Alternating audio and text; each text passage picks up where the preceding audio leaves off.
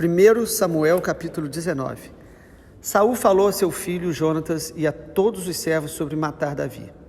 Mas Jonatas, filho de Saul, era muito afeiçoado a Davi. Por isso, Jonatas revelou esse plano a Davi, dizendo: meu pai Saul quer matar você. Tenha cuidado amanhã cedo. Fique num lugar oculto e esconda-se. Eu sairei e estarei ao lado de meu pai no campo onde você estiver. Falarei com meu pai a respeito de você.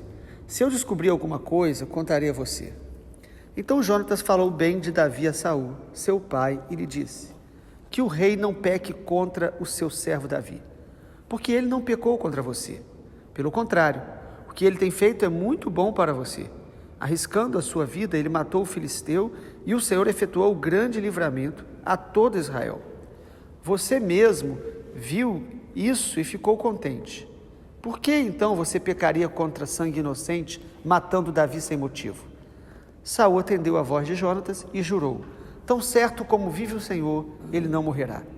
Jonatas chamou Davi, contou-lhe todas essas palavras e o levou a Saul. E Davi esteve diante de Saul como antes. E tornou a haver guerra. Davi lutou contra os filisteus e os feriu com grande derrota, e eles fugiram dele.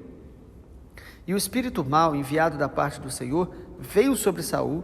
Ele estava sentado em sua casa com a lança na mão, e enquanto Davi dedilhava a harpa, Saul tentou encravar Davi na parede. Porém, ele se desviou e a lança foi se encravar na parede. Então Davi fugiu e escapou. Porém, naquela mesma noite, Saul mandou mensageiros à casa de Davi que o vigiassem, para ele o matar pela manhã. Porém, Mical, a mulher de Davi, o avisou: se não fugir esta noite, amanhã você estará morto. Então Mical desceu Davi por uma janela, ele se foi, fugiu e escapou. Mical pegou um ídolo do lar, deitou na cama, pôs um tecido de pelos de cabra sobre a cabeça do ídolo e o cobriu com um manto. Quando Saul enviou mensageiros para prender Davi, Mical disse: ele está doente. Então Saul mandou mensageiros que fossem ver Davi, dizendo: tragam Davi mesmo que esteja na cama, para que eu o mate. Quando os mensageiros entraram, eis que na cama estava apenas o ídolo do lar, com o tecido de pelos de cabra, ao redor da cabeça. Então Saul disse a Mical: por que você me enganou assim e deixou o meu inimigo escapar? Mical respondeu: porque ele me disse: deixe-me ir, senão eu mato você. Assim Davi fugiu e escapou, e foi até onde Samuel estava, em Ramá, e lhe contou tudo o que Saul havia feito. Então se retiraram, ele e Samuel, e ficaram na casa dos profetas. Saul ficou sabendo que Davi estava na casa dos profetas, em Ramá. Saul enviou mensageiro para trazerem Davi. Quando viram um grupo de profetas profetizando, liderados por Samuel, o Espírito de Deus veio sobre os mensageiros de Saul, e eles profetizaram. Quando soube disso, Saul enviou outros mensageiros, e também estes profetizaram. Então Saul enviou um terceiro grupo de mensageiros, os quais também profetizaram. Então o próprio Saul foi a Ramá. Quando chegou ao poço grande da cidade de Seco, perguntou: onde estão Samuel e Davi? Responderam: eis que estão na casa dos profetas em Ramá. Então Saul foi para a casa dos profetas em Ramá, e o mesmo Espírito de Deus veio sobre ele, que caminhando profetizava até chegar à casa dos profetas em Ramá. Também ele despiu a sua túnica e profetizou diante de Samuel, e sem a túnica ficou deitado no chão todo aquele dia e toda aquela noite. Por isso se diz: está também Saul entre os profetas? Nós poderíamos, no capítulo 19 de 1 Samuel, falar sobre a amargura de Saul, porque, na verdade, dentre tantas verdades que nós podemos destacar aqui nesse capítulo, a gente não pode deixar de aprender e de dar atenção a que nível que chega o coração de um homem amargurado. Saul foi ungido por Deus. Saul estava vivendo um tempo onde a graça de Deus estava visitando a nação de Israel. Deus estava dando vitórias contra os filisteus. Havia uma casa de profeta, o que a gente não via no tempo dos juízes, um lugar onde a glória de Deus enchia de tal maneira, um avivamento ali local, que as pessoas que viam e chegavam perto daquele arraial começavam a profetizar. Algo tão maravilhoso. E Deus dando vitórias, Deus usando Davi para vitórias tremendas, mas Saul fica amargurado. Às vezes Deus está fazendo coisas maravilhosas, mas nós não estamos vendo, ou nós estamos criticando e guardando no coração, muitas vezes, julgamentos, pré-julgamentos, e começamos a nutrir amargura por pessoas, inclusive, que Deus está usando. Às vezes nós ficamos amargos com pessoas que estão sendo usadas por Deus, inclusive para nos abençoar, porque Davi estava ali ministrando, e Deus usava Davi para a libertação de Saul, além de usar Davi para vitórias para toda a nação de Israel. E é isso que Jonatas tenta fazer, convencer o seu pai a não matar Davi. Mas o coração amargurado, irmãos, ele é um coração geralmente inseguro e geralmente invejoso. A inveja muitas vezes nasce de você ver o sucesso de outro, o outro sendo usado, e parece que às vezes o sucesso de outros realça os nossos próprios fracassos, frustrações pessoais, e nós temos que ser muito sinceros com Deus, para que Deus sonde o nosso coração, e não pensar apenas naqueles que podem ter esse sentimento por nós. Mas vamos ver o que a inveja faz no coração de uma pessoa. Primeiro, a gente olha que a inveja contamina outras pessoas. Você percebe que Saul, ele tenta contaminar um grupo. Versículo 1, Saul fala para os Jonatas e para os seus servos para matarem Davi. Então, lá em Hebreus, a Bíblia diz que a raiz de amargura contamina a muitos. Quando nós temos algo contra alguém, geralmente a gente começa a falar para outras pessoas. E os nossos amigos, se não forem maduros e vigilantes, eles vão sendo contaminados. Então nós precisamos guardar o nosso coração e os nossos lábios quando nós estamos com algum tipo de sentimento contra pessoas. E a amargura, ela é muito sutil. Às vezes nós achamos que é apenas uma ira justa, às vezes até alguns acham que é discernimento, olhando para alguém que ele não gosta, e às vezes, geralmente, é muito mais amargura, inveja e esses sentimentos destruidores. Em segundo lugar, o que a amargura faz com Saul? A amargura leva Saul a querer matar Davi. Isso aqui é terrível. Como que Saul, no versículo de número 1 ainda, diz que ele fala sobre matar Davi. Só que Jonatas, o filho dele, amava Davi. E no versículo 2, Jonatas revelou esse plano a Davi, dizendo: meu pai Saul quer matar você. Tenha cuidado, se esconda. E Jonatas tenta conversar com o pai. Jonatas tenta falar: pai, você está insano, fora de si. Quantas vezes há pessoas querendo nos ajudar a acordar e a ver o erro que nós estamos fazendo, e a gente não dá ouvidos. Mais interessante que o texto fala que Saul parece que deu ouvido, né? Ele falou: tá bom, não vou fazer nada. Sabe, irmãos, às vezes a gente está falando da boca para fora, é um falso perdão. Às vezes a gente está falando para as pessoas que nós não temos nada contra ninguém, mas o nosso coração está ficando amargo. O Espírito Santo, se nós formos honestos, ele vai mostrar, porque ele quer nos libertar. A amargura faz com que a gente queira destruir a vida do outro. Às vezes você não vai matar literalmente, mas a Bíblia diz que aquele que odeia o irmão é um assassino. Às vezes você fica torcendo para aquela pessoa se dar mal, ter algum prejuízo, querer destruir o outro, às vezes destruir a reputação do outro, falando mal dela para outras pessoas, você está de alguma forma destruindo o testemunho daquela pessoa. Então, o perigo da amargura. Em terceiro lugar, irmãos, é muito importante perceber isso também: a amargura leva à opressão demoníaca. Você percebe que o contexto aqui é um contexto de ódio e de amargura. No versículo 9, 1 Samuel 19, versículo 9, o espírito mau enviado da parte do Senhor veio sobre Saul. Ele estava sentado na sua casa com a lança na mão, enquanto Davi dedilhava a harpa. Então você pode estar num lugar onde tem pessoas adorando a Deus, você pode estar até numa posição confortável. Ele era rei, esse homem, ele tinha muitas coisas, mas às vezes nós não vemos o que a gente tem quando a gente está amargo. A gente quer destruir o outro, e o inimigo, Satanás, ele só quer essa brecha. Ele só quer uma brecha, ele só quer que a gente abra uma legalidade no nosso coração para ele entrar. E quando o texto diz, mais uma vez, que veio um espírito mau da parte do Senhor, não é que Deus envie demônios, mas irmãos, quando nós permanecemos no pecado, uma das formas mais terríveis de Deus enviar juízo é Ele tirar a mão de sobre nós, conforme Romanos capítulo 1, diz que Deus nos entrega aos nossos próprios sentimentos. Se Deus tira a mão sobre nós, o inimigo pode entrar, e Deus só faz isso porque Deus é misericordioso, Ele nos guarda o tempo todo. Mas quando há raiz de amargura, pecado deliberado, intencional, cultivado, a pessoa dorme e acorda querendo a destruição do outro, não liberando perdão, não louvando a Deus, irmãos, o inimigo entra. O inimigo, ele só quer um direito legal para entrar.